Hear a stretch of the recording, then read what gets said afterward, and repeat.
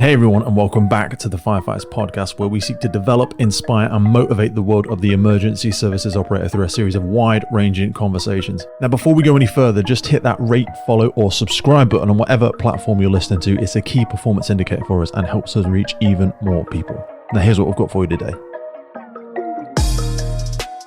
Today's episode is being recorded from a pretty wild location, and we've taken a little bit of time to get this one over the line. I'm so glad we did. It's coming to you from Lukla in Nepal. That's actually the gateway to Everest and the Khumbu Valley. One of those places where the scenery looks unreal, the air is thin, and the consequences for actually getting things wrong are very, very real, and they get very real very fast. I'm joined by three people who are currently living and breathing that reality, but from very different angles. So first up is my good friend John Atchison. John's a fire officer from Scottish Fire and Rescue Service. He's been on the podcast before. He's a full-time watch commander instructor there. And he's a sector medic, works with UK International Search and Rescue, Fire Aid Nepal project manager, and he's been involved in this Everest Fire and Rescue Nepal project for quite a number of years. Alongside him is Sonam. I don't know Sonam's last name, I apologise. He is the local fire chief. He's also the engineer and inventor and all-round problem fixer good guy, based right there in Lukla, born and bred.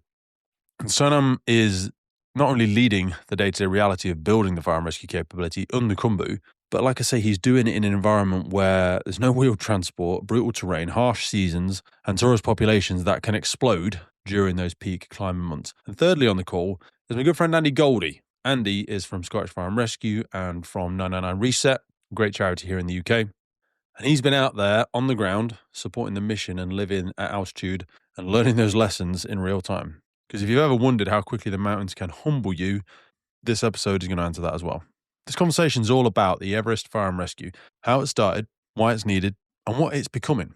We'll talk about the early days, the training from scratch, getting equipment in, what rescue looked like before any of this existed, and why the infrastructure like storage and stations matter so much more than just shiny kit.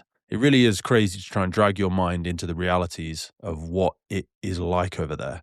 We also get into the realities of casualty care at altitude, water supply challenges, the strain that peak season tourism puts on the local resources, and the bigger risks that are creeping in with things like changing weather and glacial conditions. This is one of those episodes that really just pulls you out of your normal bubble and reminds you that the future emergency services might feel like it's here, but it really is not evenly distributed across the globe. Some places are running really mature systems built over centuries, and I know we moan about stuff here in the UK, but some places are starting to build it right now with grit, community, and help from good people who just keep turning up year after year. So it is a real pleasure to bring you a conversation right from Everest with my good friends Andy, John, and Sonam. I'll see you on the other side. Oh, before I go, if you want to donate to this, which we did immediately after the call, click on the link below and you can support this. You can find out more about it. Maybe you want to go over there and support it. If you have a set of skills, if you have great instructors in your organization, which I'm sure you do, you can contribute to this. Don't just listen to it, have it feel good, give you insight, and then go, oh, that's lovely, moving on. We can do that if you want to, and most of you probably will. But there will be those rare few among you who go right underneath here, click the link and do a donation. And then there'll be even more that just want to go deeper. They click the link, they do the donation, and maybe you get in contact with John and the team. And maybe, like me, you'll be out there next year. Right, now let's go for it. See you on the other side.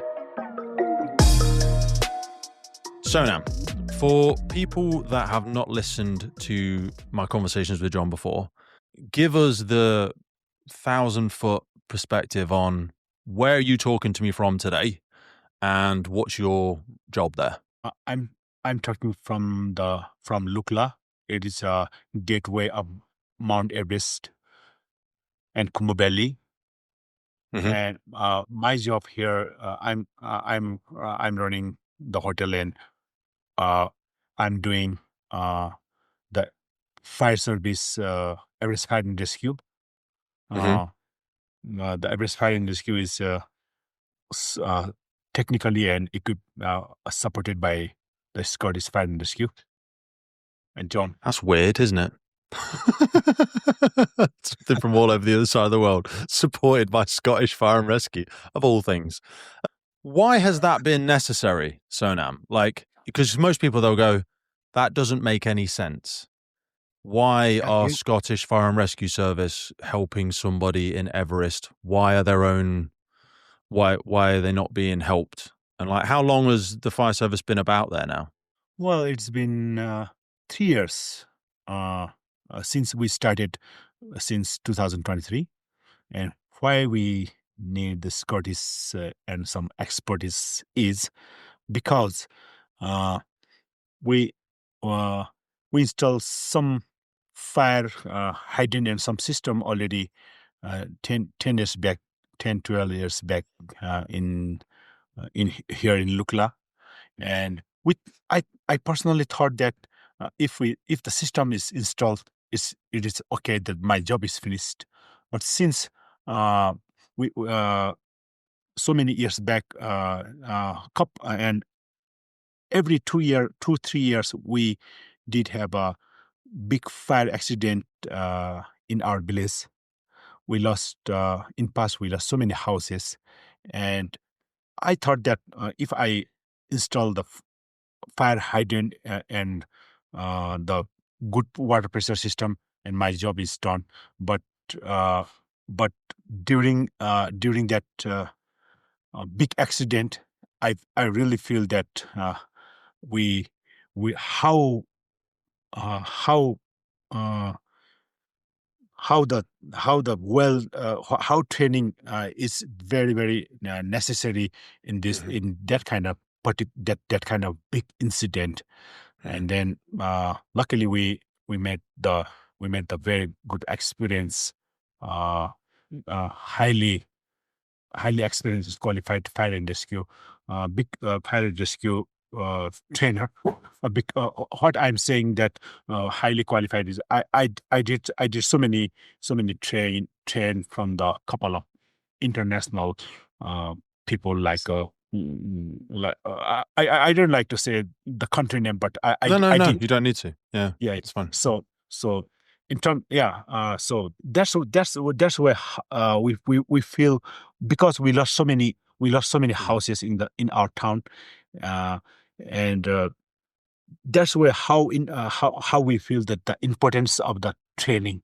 Even today, we've been very very rural area, uh, area of Nepal, and for like your Western country and developed country, it might be very very simple thing. It might be culture from your basic school, but it is not. Hmm. It's not like here. Mm. A very very basic thing.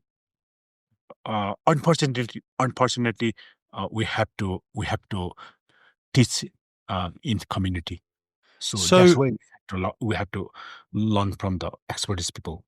before like 15 years ago, 10, 15 years ago, before that, when the community would have an accident or a fire, or there was an aircraft of some form that was having trouble, or a road traffic collision or something like, how would the community deal with it? Yeah, before like yeah, mm, 10, 15, 20 years back, the communities always think, for example, the casualty need to anywhere wrap up and pack as soon as possible, Hmm. then uh then go for the hospital Hmm. or ambulance or send them by the Hmm. helicopter. We did so many mistake in past just 15, 20 years. Just Hmm. so many, we handle so many serious casualty. Just wrap up and pack. We honestly we never knew about how to. We never knew about the casualty care before training. If we like yeah, as I'm coming your question. That's okay. uh yeah, before 15 years we just wrap and pack and send them the Hmm. casualty. Ooh, whatever Yeah, their yeah. condition. And were they just not Yes. making it very well? Just unfold a little bit of that for me if you can, John. So like when we say, because obviously one of the biggest concerns out there is probably people freezing to death. You know, if they have an open wound or they're, involved in an accident, it's them losing massive amounts of body heat and not getting to critical care very quickly. Like, in the most respectful way, can you give a little bit of an understanding of what some of the casualty assessment and rescue techniques would have been when you perhaps first came Yeah. over, and then some of the clues, sort of teachings, scenario-based training that you've done? Firefighters, police officers, and first responders are now stepping into environments wired with more high voltage than ever before. Everything from electric vehicles to solar panels feeding direct current through compromised structures, overhead power lines, and illicit drugs factories with improvised lethal bypasses. Any single strike in the wrong place in this type of environment can turn things fatal very quickly, and that is exactly why we've partnered with Jafco. You already know who Jafco are. They have been relied upon for decades for sturdy, get-the-job-done equipment, and they are not resting on their laurels. They are evolving to face the challenges first responders are handling today through their insulated tool range. These are purpose-built for the scenarios where contact with hidden electrical hazards isn't just possible, it is increasingly likely. Their insulated tools are engineered for real-world abuse and use, designed to keep firefighters, police officers, and all first responders alive in environments where electrification is outpacing policy, equipment, and training. And you know this. This is the kind of innovation our sector needs and the kind of investment organizations should be stepping up to support if we are serious about protecting first responders from fatal consequences. So a massive thank you to Jafco for backing the podcast and backing the crews on the ground. Go check them out, learn what they're doing, and bring that conversation into your service, because this isn't about the future, it's about right now. Yeah, so when Sonam talks about wrapping and packaging a casualty, he means that somebody would get tied to somebody's back and then walked to hospital, or they would get put over a donkey and the donkey would take them up to hospital. So there's no inline stabilization. The stretchers were rudimentary, if anything. They didn't know about keeping a casualty warm, oxygenating, inline stabilization. Since we started 3 years ago, we've supplied multiple stretchers. Every time I come out, I'll take a trauma doctor with me to lead the trauma care. Although myself, and the other firefighters are trained in trauma care, I always believe in the subject matter experts. Definitely. There's been somebody that's, a doctor that's worked in a major trauma centre, been involved in wilderness emergency medical care. And the equipment that we've taken over is really good kit for that as well. So we've got the training, we've got the equipment, we've got the experience. So I know in the UK, just as one example for a second, John, we can sometimes over-index a bit too much on the concerns around spinal alignment, when realistically sometimes it's not as much of a prevalent injury. Whereas over there, I know people will kind of understand it, but just give us a context. I suppose the massive climbing community that is there, the terrain itself, I imagine there's a higher frequency of falls, for one, things falling on people falling from things. It's a very, very harsh terrain out there, isn't it? That's just in the community, just outside the town. We've come across personally, myself and Sonam together have come across casualties that have fallen off the track, smashed their head in. So we're talking about inline stabilization and casualty packaging. That is very important, highly important, because even to walk from the centre of town up to the hospital will take at least half an hour walk. So anybody really rural that we've taken care of, it could be hours before they get to definitive medical care. Even at the local hospital, they're very, very limited at what they can do. So they would have to wait till morning time. If the weather was good, they may get a flight to Kathmandu, to a major trauma centre. So you have to be, looking after your casualty for a prolonged period of time. Between the two of you, how do you, and I imagine we have got the visual here, but for the audio listener as well, how do you strap a longboard to a donkey? Well, you don't bother with a longboard, you just put the person on the donkey. Strap the person to the donkey, or strap the person to a porter's back. The porter will have a band around their head, round the casualty, and the casualty will come off the mountain on the back of a porter. That's a person. And that porter will walk that casualty for miles. They've got to be strong as an ox, haven't they? These people must be so incredibly strong. Yeah. But is that just, how much of an expectation is placed on Sonam for yourself? Like, how much of an expectation is there for people to do the right thing versus how much of an emergency services response capability? And I want to be clever in how we speak about this, because I know the government are doing all they can, I'm sure, to support from an emergency services perspective. But I imagine there's not a lot of resources available to come and rescue these people? Because, John, it sounds like you're alluding to the fact that members of the community seem to just be doing a lot of this themselves. Yeah, so before I came up 3 years ago, Sonam and his brother, they were involved in firefighting, but they would just be doing what they could do with what they've got. It's still early days within Everest Fire and Rescue. And as I say to Sonam, Scottish Fire and Rescue as a whole, okay, we were split up before, has been around for 200 years, municipal fire service. Everest Fire and Rescue has been together for 3 years. So at the moment, we're still in the very, very early stages. So the expectation is maybe high, but we've Isn't got, that mad, though? Like, Mm. I always say that the future is here, but it's not evenly distributed. Mhm. Because you look across the world and you just go, how have they only had a fire service for 3 years? And again, Yeah. I'm saying all of this with respect to the many demands that I'm sure the government and everybody has, but people have been climbing and visiting the area of Lukla, Sonam, for what, 90 years? I mean, way younger than that, obviously, but it's Yeah. become a huge destination for explorers for a very, very long time, for many, many generations, I would imagine. Yeah, when you look at the population of the Khumbu, 7,000. But during peak season, that can rise to 50 to 70,000 with tourists. Wow. But they don't have that infrastructure to be able to deal with that. And then So 3 years ago, do there those, was do no those fire people service. just they bring all of their money and their own rescue teams and everything else, but for Yeah. whatever reason that doesn't They, find its they way don't into bring their local own. I think investment into infrastructure? people presume and have presumed that there is a rescue teams in the vicinity. In the past, especially in the mountain region, it's been Yeah, a lot of the it's a Sherpa. Western assumption, isn't it?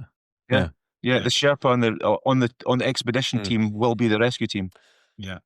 But they expect there to be a fire service. So when you land in Lukla, there has always been an aviation to firefighters.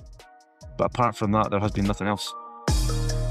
Quick pause, because I want to tell you about a new partnership we have with First Tactical. First Tactical builds equipment for people who work when environments are seriously unforgiving. And if you go to their website, you'll find kit is designed specifically for us, for firefighters, for police officers, technical rescue teams, fire investigation, hazmat, hazardous materials teams, urban search and rescue. This is honestly the equipment that you really want to rely on. It's built for real operations, real pressure, long ass days, and I genuinely use this stuff. Here's a few of my favorites. They've got their men's Defender short sleeve. I've got that in black. It's got a huge load of specialized pockets, space for all of our gears, the pads, the pens, all of the stuff. It's got them on the sleeves on both sides. Also got the Defender pants. These have got 28 pockets in total on them. It's mad. Let's be honest, we absolutely love the bags. I use their 25-litre specialist half-day backpack. The shoulder straps as well are strong AF. Like I say, this isn't lifestyle gear. It's built for real world, real operations. We talk about the realities of the job, and First Tactical is just the ideal partnership for us. So go take a look, firsttactical.co.uk. Now back to the show.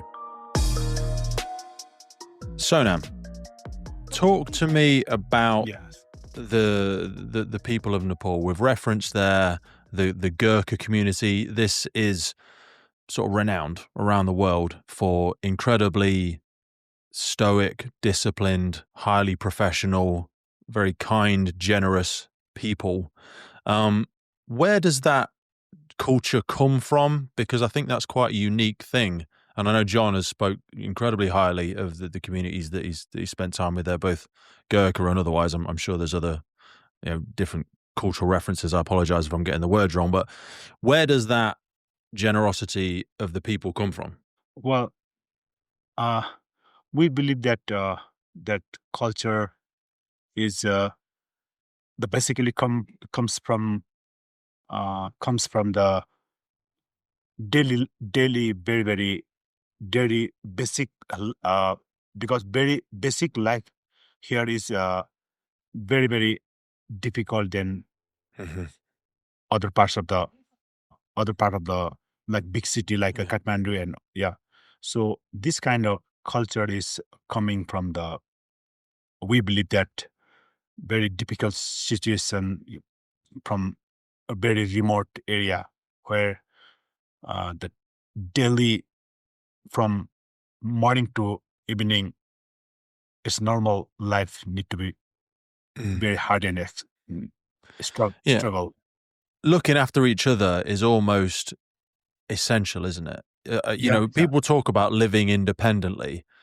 I don't think people really understand what that means, because if you had to source your own electricity, had to manage your own waste, had to pave your own roads and grow your own food, no one can really live independently. So I suppose the community there is a great example of, to survive and sustain any sort of fulfillment, we need to pull together and look after each other. Am I right in hearing that? but So yes. in this latest trip, John, just give us, for people, we'll direct them back in the intro to our other episodes together. But we're 3 years old now with the Everest Fire Service. What were the early steps? There was a lot of kit transport. There was a lot of infrastructure support.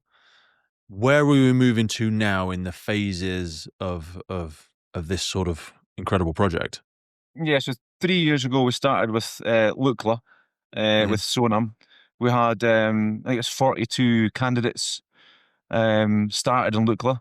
We've taken it all the way down to 8 core crew members.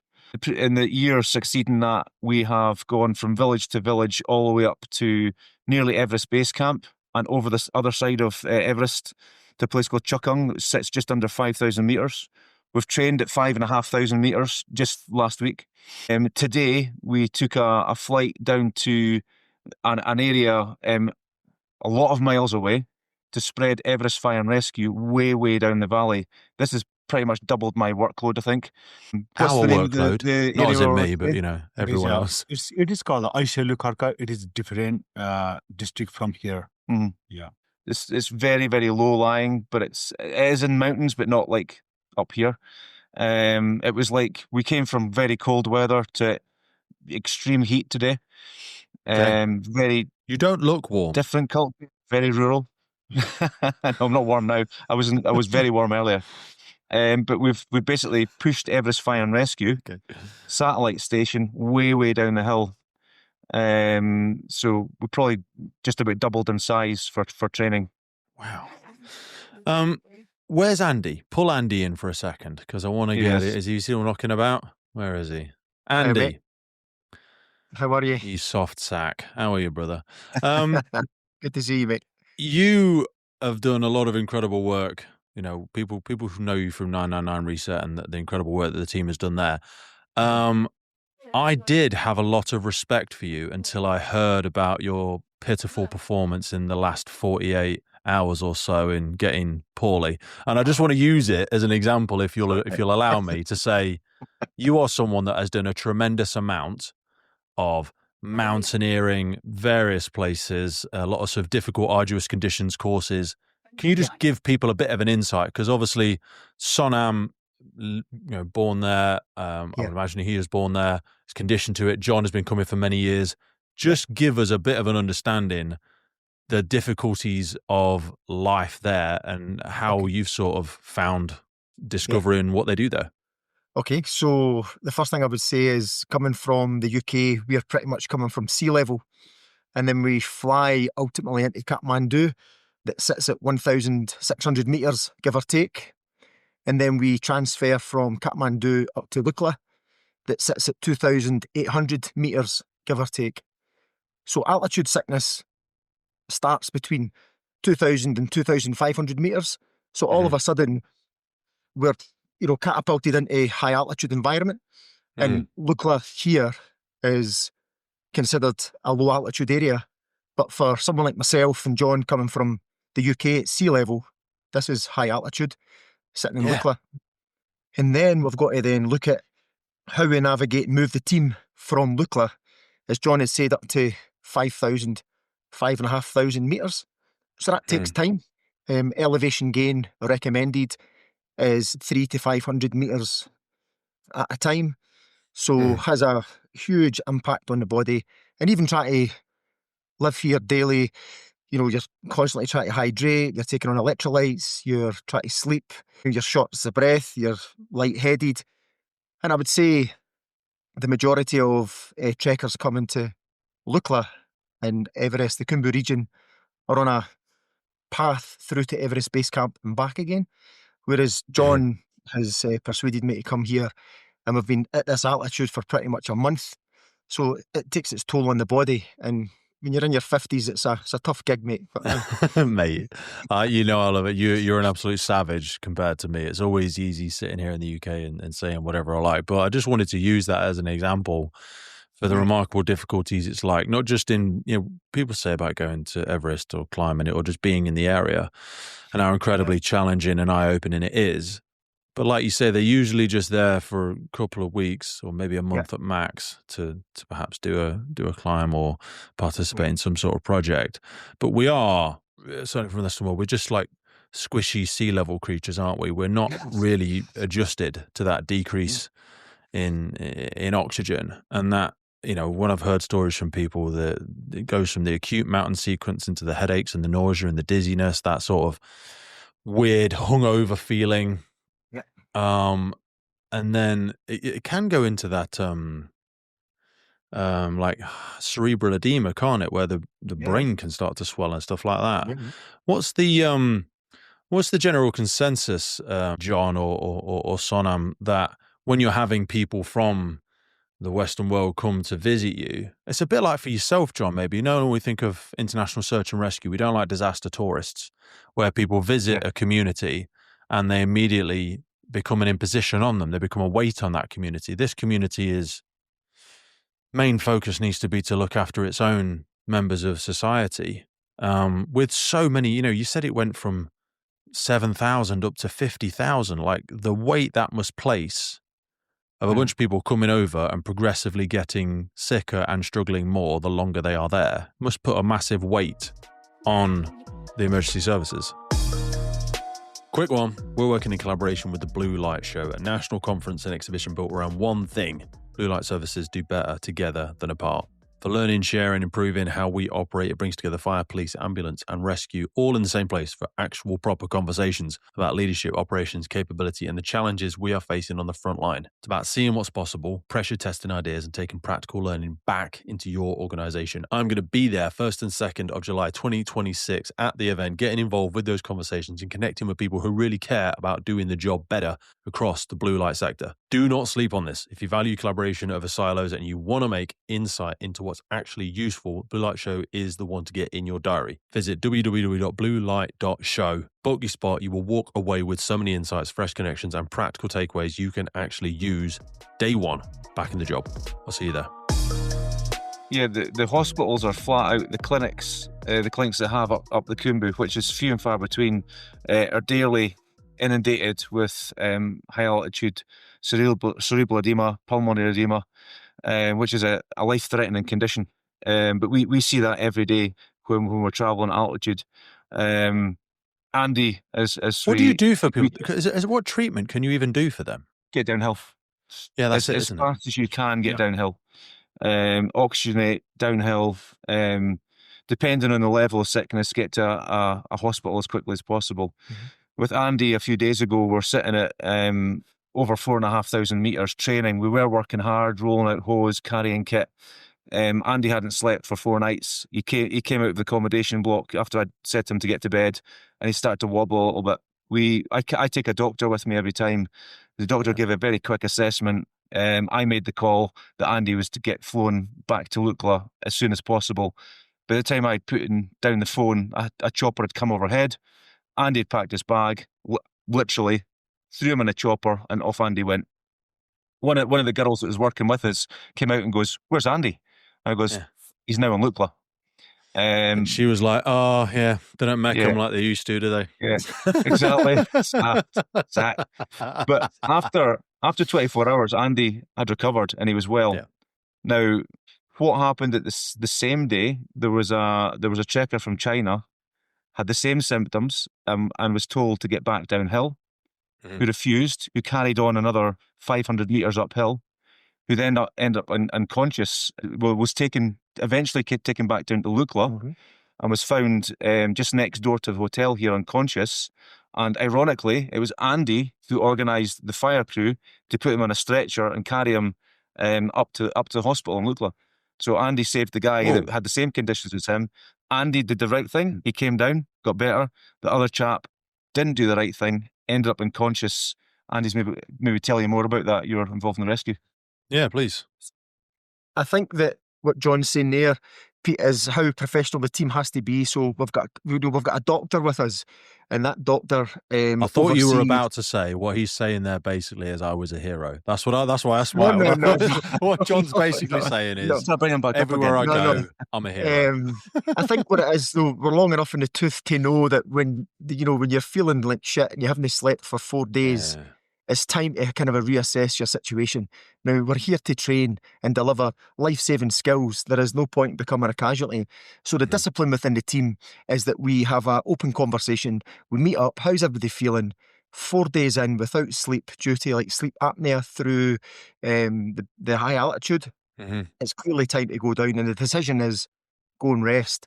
But as John said, 48 hours later, no, I'm still sitting at 2,800 metres here, so I'm still in high altitude as far as my sea level body's concerned. But Yeah. as John has said, we get turned out to a trekker who was found unconscious next door, and yeah, we got the stretcher that was donated by Everest Fire and Rescue.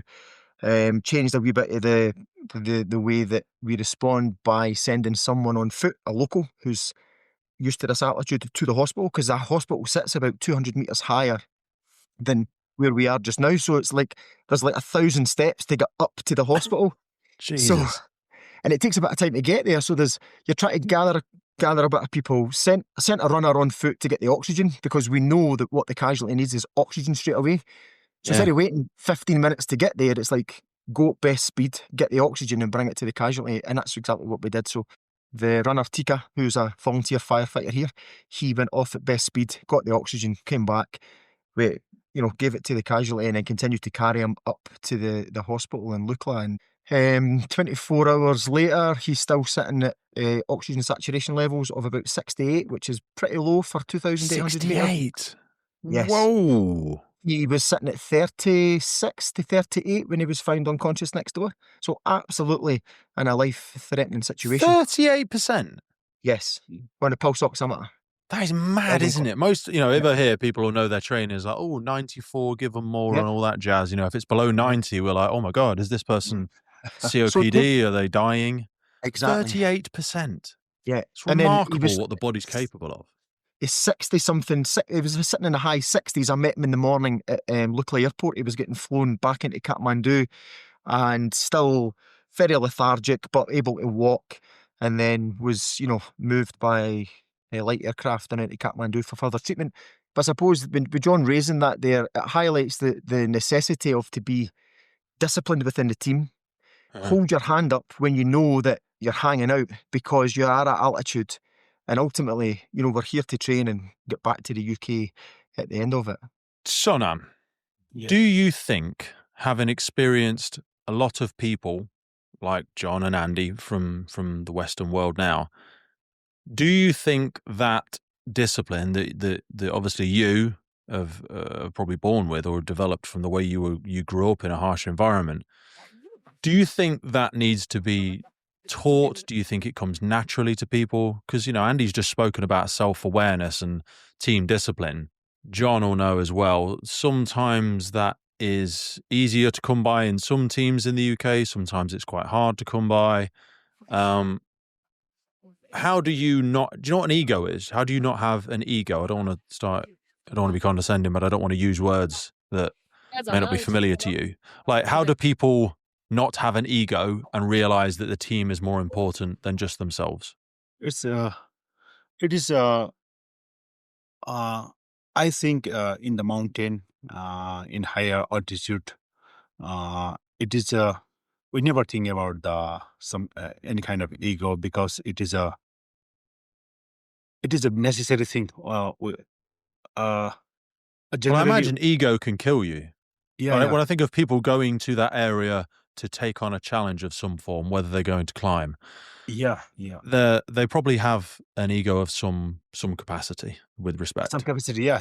In past, we feel some, we feel so this kind of thing. So in the tourist, unfortunately, I have to say this. Most of the Asian tourists have like some, Korean, Japanese, yeah, if they have the aim to get the Yeah, they have a goal. They have an high aim. Yeah. altitude, and and that did that kind of those kind of thing, self ego did a big accident in past so many Asian tourists. We didn't find much more ego with the Western tourist yet. That is, Okay. some have, but compared to Asian Mhm.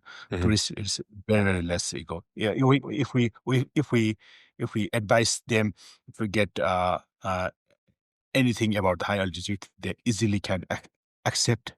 Okay, good.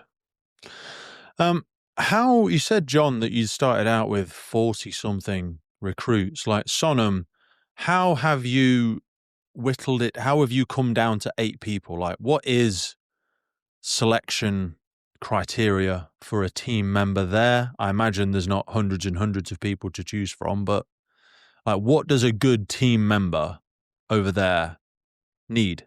Again, it comes with the discipline. Okay.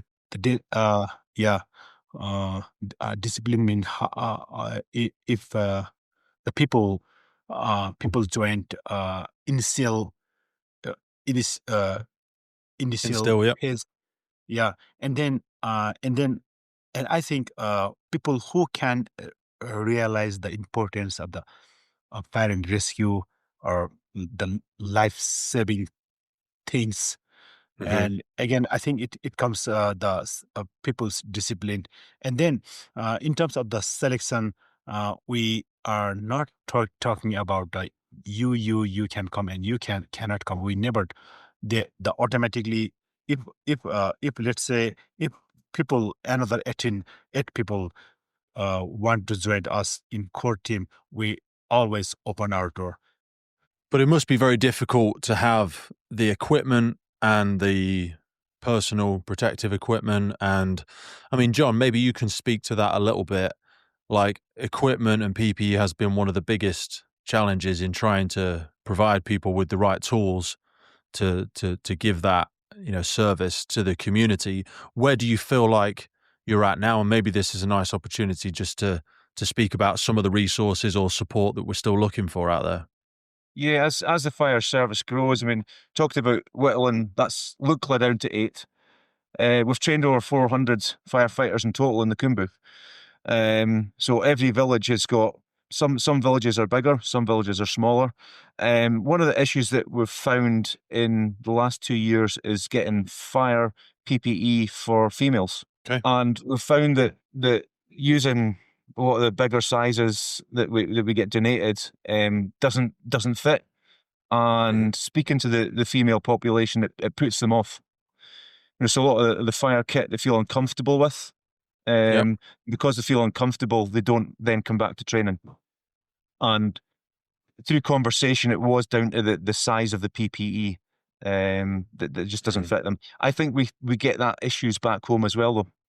Speaking to members of women in the fire service, going to the conferences with them, and it's things that I didn't even think about as a male firefighter was, the different shape, going through hormonal changes as well later in life, all these kind of things. And it's one of the good things about starting a fire service from scratch is we're trying to nip that in the bud early. All the mistakes that we've made, and there's many. It's taken us decades and decades to correct. We're trying to come in with this best practice, and that's why next year we're looking for women in the fire service organisation to actually come out.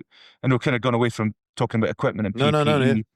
But I believe in female role models, encouraging younger females coming through the ranks. I'm Back sure to you've already equipment. ventured the conversation, but have you spoke to the girls, the Antarctic Fire Angels, having those two over? Because they're already sort of conditioned to a similar environment, I would say. Yeah. Andy's mentioned them before. Yeah. Mate, that just makes an obvious, and I'll put that shout out here, like Jules The door is King, open. like get the girls in there. Let's get them over there because they've already done so many of the courses and they're familiar with the arduous conditions. So when we're looking at equipment, I wanted to ask you about an obvious one that might be in people's heads, which is water.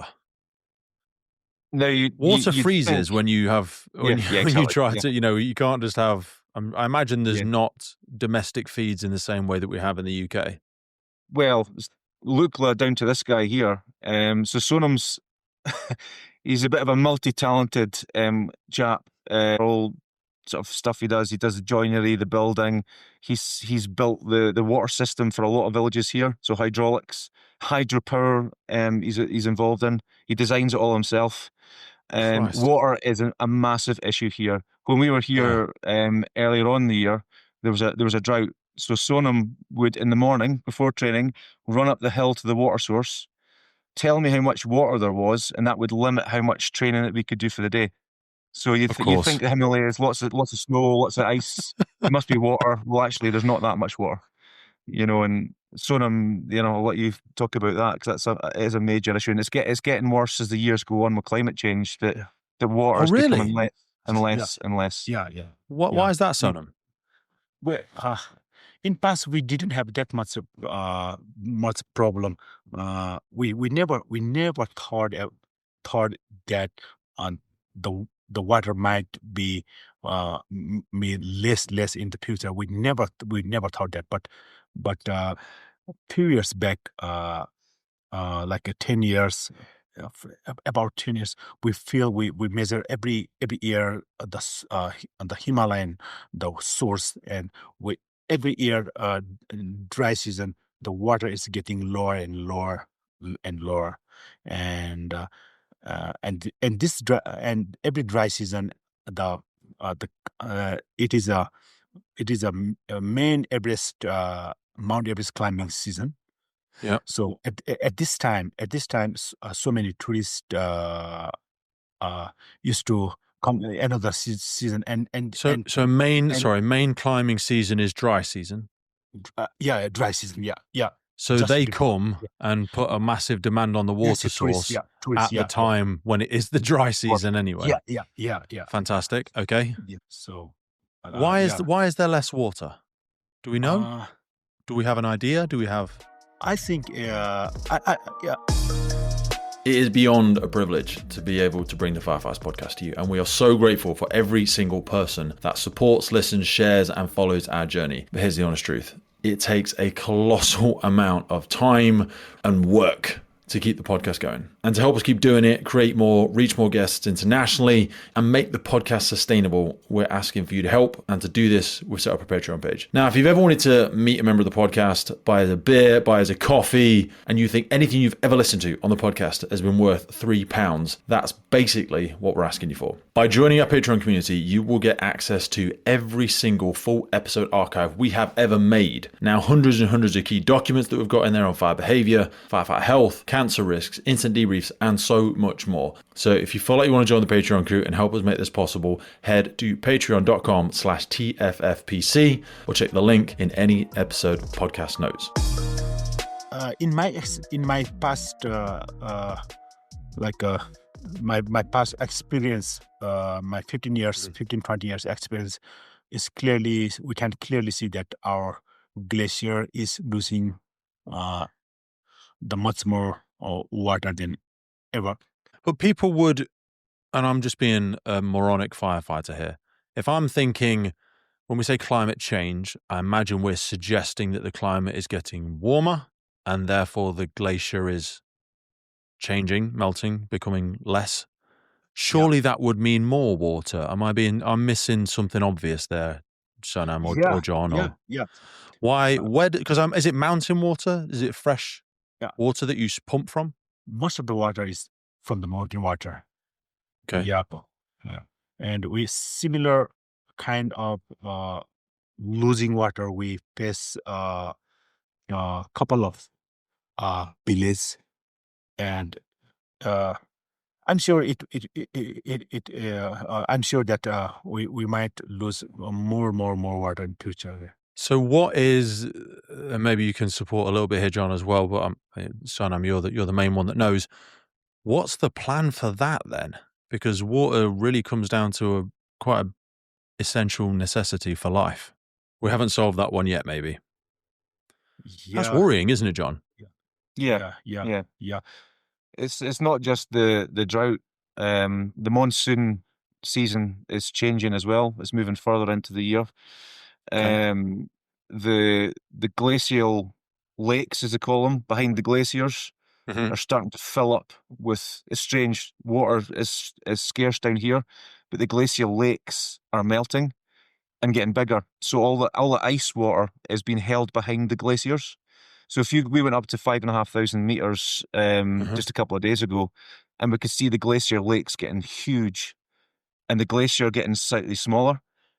And it comes a point where the glacier gets so small it bursts, and all that ice water, millions and millions and millions of gallons, have got to go somewhere. And everything that's lying downstream is all the villages in the trail, including Lukla, all the way down. Now, only Ooh. last year Tammy burst. Yeah. So there was a massive glacial burst that wiped out a whole village called Tammy, and I got an alert from our sort of system and spoke live to Sonam as he was preparing to make his way there with the team. Luckily, nobody was killed. It was in the middle of the day. The whole village was destroyed. That was a smaller glacial burst, but there's glacials all round the Khumbu, ready to go. So the ice melts, but behind it, the lake gets bigger. You know, and we're very, very concerned at this point of what we're actually going to do when the next one goes. I would never have thought of flooding as Yeah, a it's more of a such tsunami. a such a risk. Yeah. If you think That's of it, a crazy. tsunami but coming downhill, full of That's ice, petrifying, rocks the isn't it? size of buses. You know, it's like cement tsunami coming downhill. It's unbelievable to actually think about what it looks like, but it's absolutely Yeah. terrifying. And nothing can survive in that. And is it just a ridiculous suggestion when people say things like, why don't people just move? Why don't They people can't just move. leave? What, They leave their can't move. homes, leave their generations Well, of they were yeah, born there, yeah. Where, but where it are they is going to go such to? a is and that, yeah, and that and I yeah, I'm like, but I'm sure I'll get Generally, that from like, people. I'm yeah, like, well, generally in that's the a very Khumbu, privileged people, thing for you to yeah, say. You think you can yeah, just move around the UK or the US yeah. very easily, but Most people are not insured. So if you lose your home, you've got nothing. You, you, you're, so you're, you're, you're on the how street. do they just have Suicide to rate, lean yeah, the on the suicide rate here is very society? high.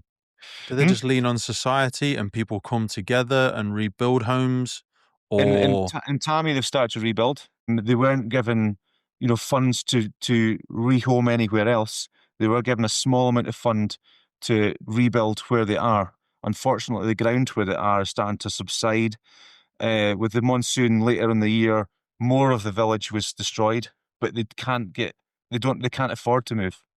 It's not like us. We can maybe go down to, from Aberdeen to Glasgow, and there'll be another house there for us and the council. There isn't Mhm. that here. You've got nothing. You're on the street. Yeah. Also, So yes, yeah, please. yeah. Also, the Khumbu is the because of the tourist and because of the mount huge amount of the mountain in mount, including Mount Everest. Uh, because of the tourists, here is the much more opportunity Yeah. than the rest of the country. So people don't want to move from here. Mm. Yeah. How do the homes get electric? Sorry to get into some real granular detail here, but how do these homes get electric as well? Is it all generators? Up to Namse, we do have a small micro hydro. It's not one micro hydro. Several villages have their own micro hydro power, and then from above Namse, every hotel and lodges and houses should have their own small solar PV panel. Wow. Yeah. That still doesn't seem like a tremendous amount to be supporting such a heavy tourist influx on an annual basis. It just blows my mind that so much of the world use that as a adventure playground and don't seem to invest in it. No, That you blows get my mind. the most richest people in the world come through this street here on the way to Everest. Think to climb Everest itself, minimum $40,000 to $150,000. These Yeah. people wander through here, but you don't see that money landing. I certainly don't see the money, landing into the community as much as it should, I would say. So what have you been doing on your trip this time? John? What has been the purpose of this trip? Because we're also coming up to, I know the service has only been going for 3 years, Yeah. but there's you always have a different anniversary almost every time you go, because you've been coming for many more years than 3 years now, haven't you? Yeah, so in April, when I was crossing April, that was the anniversary of myself coming out here with UK ISAR for our international deployment for the big earthquake in 2015 in Nepal. 10 So years. that was 10 years Wow. in April, and we had a special ceremony here in Lukla for that, which was really touching. 10 years and counting. But I've given it when I met Sonam 3 years ago in Kathmandu, I gave him my word that I'd be here for 10 years, or the project would be here for at least 10 years. It was basically a long-term commitment. I'm not here for today. We had the same conversation downhill in the community. I says, I'm not here just to deliver some kit today and then make promises that I'm not going to back up. It's a cast iron guarantee that we will see this through to be a functioning fire service. Now, that 10 years is open-ended, but it had to be I gave it a number, and it was 10 years. We're 3 years into the 10 years. We're doing really well. There's a lot of work to do. There's a lot of equipment still to get. We're still training new. This year we went up and we trained another 2 brand new villages in basic firefighting. We've still got to put in place breathing apparatus, which hasn't even been looked at yet. We're getting the basic infrastructure, and then we're going to start to build and build and build. So I want to ask you a little bit around how people get around in a minute in terms of vehicles and terrain, but how have you managed to convince your wife that you're going to do another 7 years of this? Yeah, family. Because she's ringing me on a regular basis, and I just say to her, look, he's not dead yet, so I don't think we should really have a proper relationship yet. I know I'm getting on well with the children, but John is still around, sort of. Like, help me out, because I want to give her a bit of a timeline, because we're very much in love. I'll be honest, we're very much in love. I would say that my family are understanding to a point. I do not get a green light for this. There's a little bit of friction. I thought you were about to say she thinks I'm at work. She thinks I'm at the station 10 miles away. Yeah. No, not at all. But it's not been easy for the family. But as you know, back in 2017, I took pretty ill with my mental health. The earthquake being a little bit of a catalyst towards my depression, and I have used this to put away some old ghosts that were hanging there, because there's a limited amount that we could do when we deployed to Nepal. So this to me is a journey. It's not ended yet. Things are way, way better than what they used to be. But I would say, unfortunately, and I'll admit, I've had to put the family on the back burner quite a lot of the time when I've come out. 2 months of the year I've tried. So that's annual leave. That's a lot of my money goes towards this. That should probably go into my house. My front door's not in a good condition. I can't afford to pay for it. This episode of the podcast is brought to you by Gore-Tex Professional Fabrics. I have been wearing Gore-Tex for nearly 2 decades on the front line, working in hostile environments, tackling challenging incidents from firefighting to water incidents, and in urban search and rescue environments. Gore-Tex have a well-earned reputation for protecting professionals in the fire and emergency services through their family of highly innovative, waterproof, breathable moisture barriers that exceeds global performance standards and are trusted worldwide. Gore-Tex, going further together. You say that, but like you say, for you, because you have and you have so much experience at different places around the world, your spectrum of good to bad to, don't make good the enemy of perfect. You're coming from places where people had, killed to have a front door that's not exactly as they like it. Do you know what I mean? Absolutely. You see what people are living with, and that's got to be a really tough. We've said it before, like when you come back from there, and we're getting the family together for a Sunday roast, and we've got tickets to the theatre, which is great. And we've just, I was about to catch myself then, because I was going to say we forget how lucky we are to have been born in the West, but actually, it's a different way of life. And there's something about me and the amount of technology I live with at times where you have a real envy of people that are happier with a different type of life. I don't want to say less, because it positions it as better or worse. They're rich in culture, rich in spirit, very rich in family. And I had this conversation yesterday with somebody, exactly the same thing. We are a lot wealthier. Maybe certain people are wealthier with finance, but we're way, way poorer in the way we treat each other. We live Oh, in our yeah. mobile phones in the West. We go and watch telly. It's in front of the telly. I've not watched telly for a month now. Yeah. You know, here we talk to one another. We think about family. We talk about people. There's a lot more love goes about these communities, I would say, than I've ever seen back home. Yeah. Do you think it's Everybody that knows us sense here. of We know everybody. We are well looked after. I think there's a lot more respect for humanity here, I would say. Well, I think because you see the fragility of it more as well. You see a lot of the death. fragility of humanity there, and you see a lot of death. And I think you just value so much more the support of one another, and also having a sense of purpose and a mission gives us a tremendous sense of meaning, doesn't it? Whereas I think in our world, we probably struggle a lot more with our mental health because we are so lost with what is the point of any of this if I don't go to work? Who will care? I will just the government will catch me. I will just land on the benefit system or whatever. And yeah, there's a reason so many people travel to areas like that. I think it speaks so much more to our natural state. I would argue, the way you speak about it fills me with envy. To be totally honest with you. So anyway, sorry. What was part of this journey when you were over there now? And also, just give us a heads up again about how people get around. I know we spoke earlier about donkeys and manpower or people power, but like, do they have quad bikes, fire engines? What's the recognized way for people getting around there? There's absolutely no wheeled transport in the Khumbu. So from Lukla up to Everest, there's no wheeled transport. It's all donkeys. Higher up you go, it's yaks, the bigger, kind of hairier beasts, or just walking up.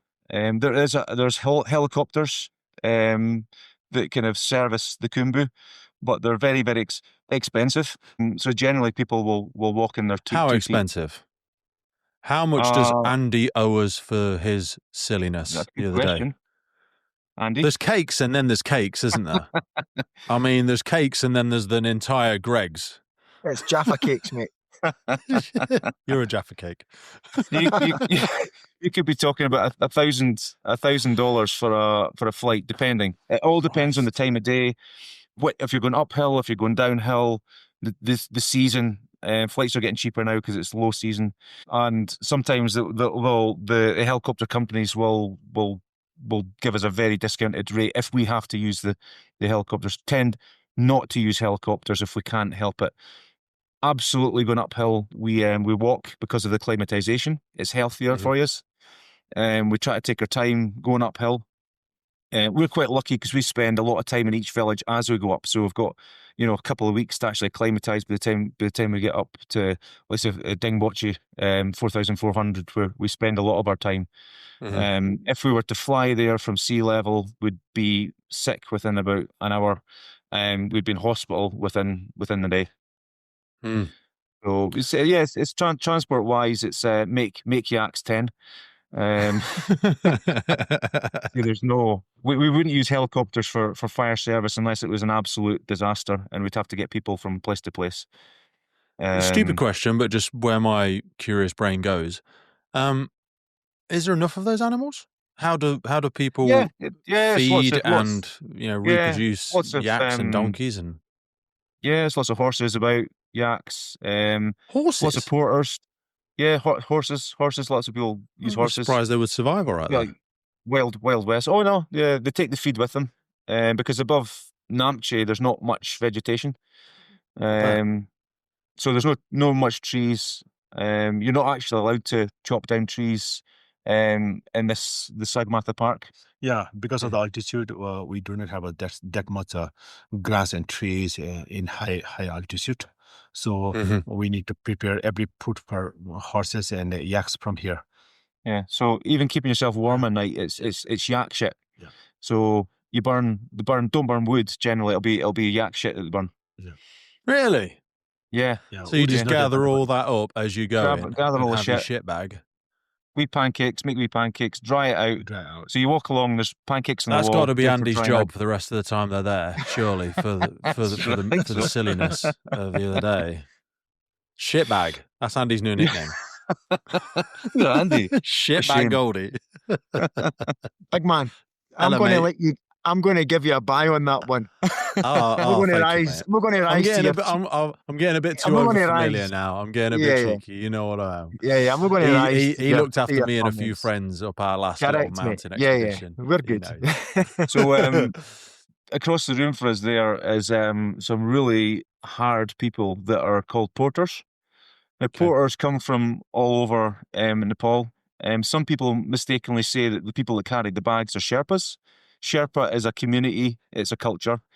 Some Sherpas do porter, but porters come from all over Nepal during the season to earn money, and they'll carry up to 80 kilograms in their back right the way to base camp.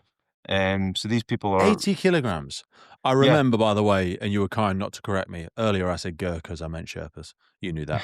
Well, Gurkhas are roundabout as well. The Gurkha Valley. But in this area here, it is Sherpa, which is a people that came originally from Tibetan area, down into the hills. But we have many different cultures as well in the Khumbu. The gentlemen across from us just now were our porters for the duration of our trip. So they helped us weak Westerners carry our bags and equipment up the hill because we can't do it. We physically can't do it. So we had our day packs, maybe an overnight sleep system in our bag. The last few times I did carry my bags and I got really sick. So the decision was made this time is we were going to hire porters who are going to be paid very well tonight. And we're gonna feed them and buy them beer. boys. Unfortunately, people that come across, tourists, will pay the minimum fee, and that minimum fee will only pay for the porter's accommodation and the porter's food. When they come back down the hill, if they don't get a tip, they don't earn any money whatsoever. Yeah, it is a strange system of unconscious or sometimes conscious abuse. With respect, it's like, well, abuse. What's your other options? Yeah, I thought so. Yeah. Right. So they spend the whole season hoping to get this tip that they won't ask for. Yeah. They won't come and ask for it.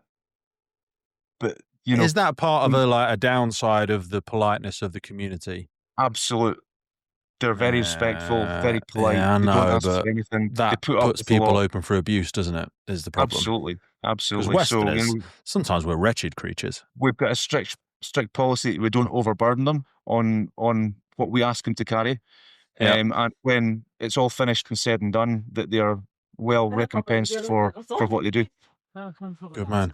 I wanted to ask you about, again, I know my ADHD keeps dragging us off.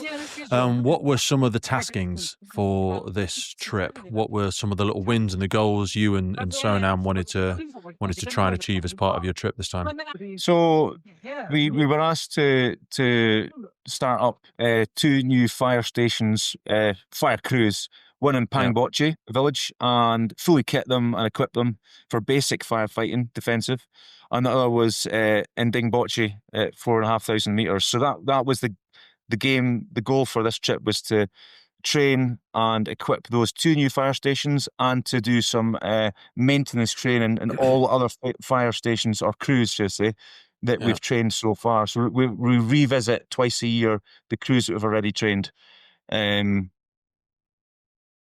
Random selfish request.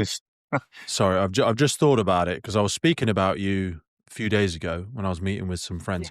So we've just had this will sound so wanky, I apologise, but we've just had First Tactical and Jafco join us for a year of doing some work together. And I was speaking to them about yourselves. And they were saying, you're doing so many weird projects, Pete, and the pink firefighters and all this sort of stuff. But is there anything that you think we could support or donate to? And obviously, because I was speaking with you anyway, you were first in my mind, and I thought I'd bring it up during our chat, and we can have an offline chat afterwards or whatever. I can feed you into people. But I thought, how would they be of any use? I don't know. Now, Jafco, we know, would do all of the ceiling hooks and shovels and all that insulated gear and all that kit. I was like, I don't know, but I will raise it to John. I'm sure that they do a large wealth of other equipment that may or may not be useful. But I don't know what you guys and girls are short of out there. I know First Tactical do masses of clothing and boots and all sorts of stuff. But I thought I'd publicly put it out there just to say. We've chatted about this before. So obviously PPE, hand tools, equipment, generators, light portable pumps is a major issue. MSA are supporting us on today's podcast, and I chose to partner with them because I've been wearing this stuff for nearly 20 years, and they are the global leader in development, manufacture, and supply of incredible, safe products that really protect people, not just our communities out there, but also first responders, most importantly, all over the world. Get yourself over to MSA and have a look at it. The high performance protective clothing for emergency services responders. They also partner with us on the UK Pink Firefighters. That's because we love them. The helmets with the reflective visor, the F1XF, absolutely epic helmet. And not forgetting how they improve firefighter safety through their connectivity in the connected firefighter platform. MSA are always pushing the envelope, and it's a real privilege to be able to continue to grow our partnership together. So whether it's your PPE, your bunker gear, your helmets, your SCBA, your thermal imaging, your Luna, or your portable gas detection, both of us know that this equipment needs to work. It needs to be high quality, reliable, and dependable in the moment. And that's why I use MSA, because they know what's at stake. The biggest issue that we have and we're finding is the kit we're sending out isn't getting stored properly. And you think about the conditions going down to minus 20, 25 at night time. Some of the kit's been stored outside. We had 2 pumps that we sent over are now wrecked. They had to be stripped down because they've been kept outside for 4 months. The big issue is we don't have specific fire stations to keep any of the equipment in. So what does adequate storage look like? Are we talking about a big thermal tent, or we're talking about a physical structure?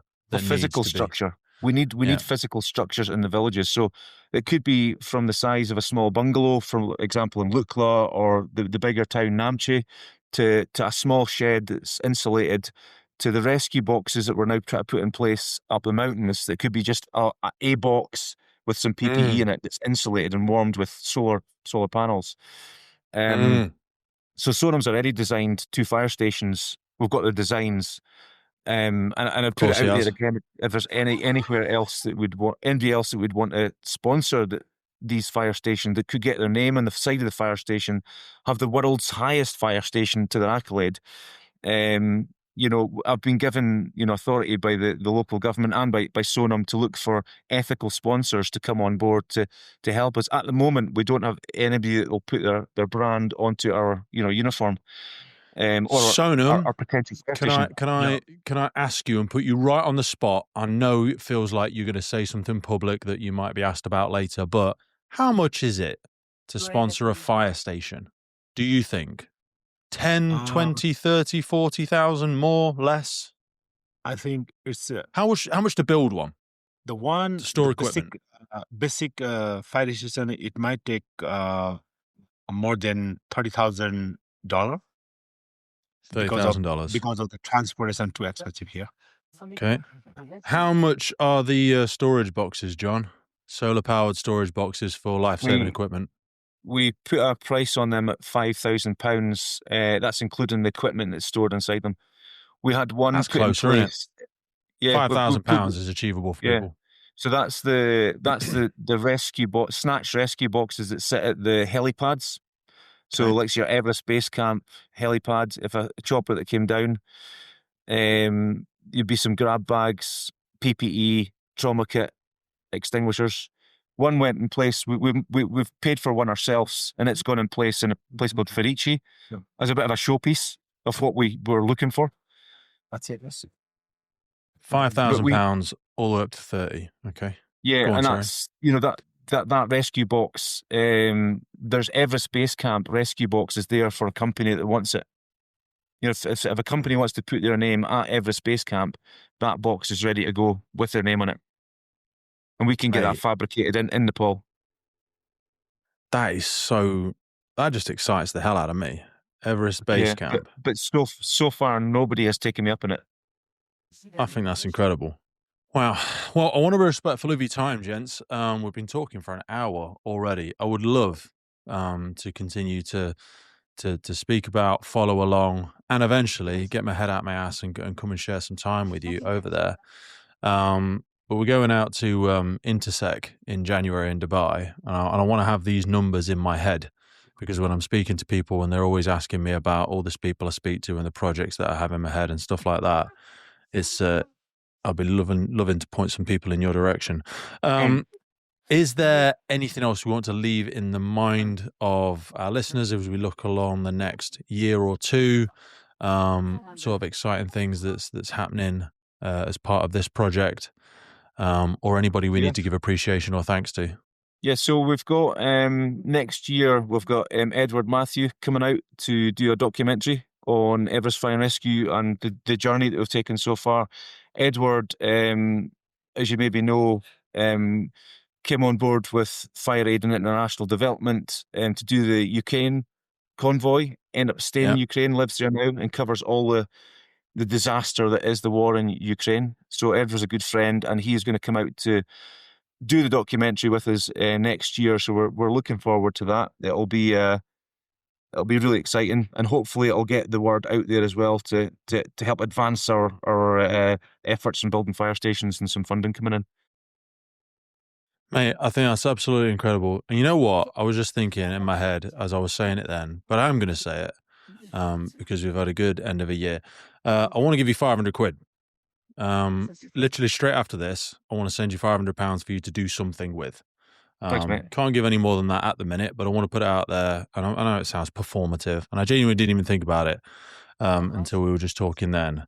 I nearly said 5,000, but I think that my missus would be really upset about that. So I'm not going to say that. But send me some stuff, mate. We'll chat in a minute. But I'd love to do that just because I wanted to be out there and do some stuff with you guys, and I wasn't able to. Yeah.